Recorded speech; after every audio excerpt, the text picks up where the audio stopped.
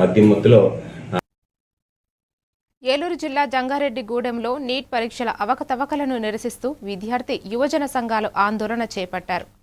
ఎంఈఓకు వినతిపత్రం అందజేసిన అనంతరం నిర్వహించిన సమావేశంలో కేంద్ర విద్యాశాఖ మంత్రి ధర్మేంద్ర ప్రధాన్ రాజీనామా చేయాలని డిమాండ్ చేశారు. నీట్ పేపర్ లీకేజీపై స్వతంత్ర విచారణ జరిపి బాధ్యులపై చర్యలు తీసుకోవాలని కోరారు.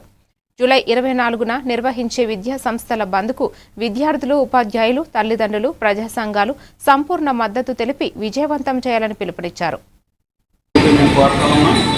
ఏదైతే 2014 నుంచి కూడా జరిగినటువంటి నీట్ పేపర్లకు సంబంధించి ఎగ్జామ్ పేపర్లు లీకేజీకి సంబంధించి సుమారు 154 లీకేజీలు జరిగినాయి.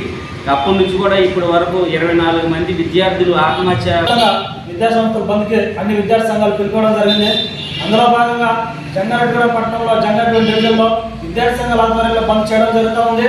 ఏదైతే 2027 నీట్ పరీక్ష పేపర్ లీక్ అయిందో దాన్ని నిరసిస్తూ ఢిల్లీ నడిబొడ్డులో జంతర్ మంతర్ దగ్గర విద్యార్థులు, నీట్ పరీక్ష రాసినటువంటి యువకులు అందరూ పెద్ద ఎత్తున న్యాయం చేయాలని, ఏదైతే నీట్ పరీక్ష పేపర్ నిర్వహించినటువంటి జాతీయ టెస్టింగ్ ఏజెన్సీ ఎన్ఈఏ ఉందో దాన్ని రద్దు చేయాలని, అలాగే నిర్లక్ష్యంగా ఉన్నటువంటి విద్యాశాఖ మంత్రి ధర్మేంద్ర ప్రధాన్ కూడా తక్షణమే రాజీనామా చేయాలని చెప్పేసి విద్యార్థులు పెద్ద ఎత్తున శాంతియుతంగా నిరసన చేస్తున్నటువంటి విద్యార్థులపైన అత్యంత కర్కశంగా, దారుణంగా, దుర్మార్గంగా పోలీసులు లాఠీ చార్జీలు చేయడం, లాఠీలతో కొట్టడం, కాళ్ళు విరగొట్టడం, చేతులు విరగడం, తలబాధలు కొట్టడం, ఇట్లాంటి సంఘటనలతో తీవ్రమైనటువంటి బాధాకరమైనటువంటి సంఘటనలో పోలీసులు అక్కడ విద్యార్థులపైన వ్యవహరించడం జరిగింది. వీటిని ఖండిస్తూ విద్యాసంఘాల ఆధ్వర్యంలో ఈ నెల 24వ తారీఖున రాష్ట్ర వ్యాప్తంగా బంద్ చేయడం జరుగుతుంది. కావున ఈ బంద్కి జంగారెడ్డిగూడెం డివిజన్లో ఉన్నటువంటి విద్యార్థి అన్ని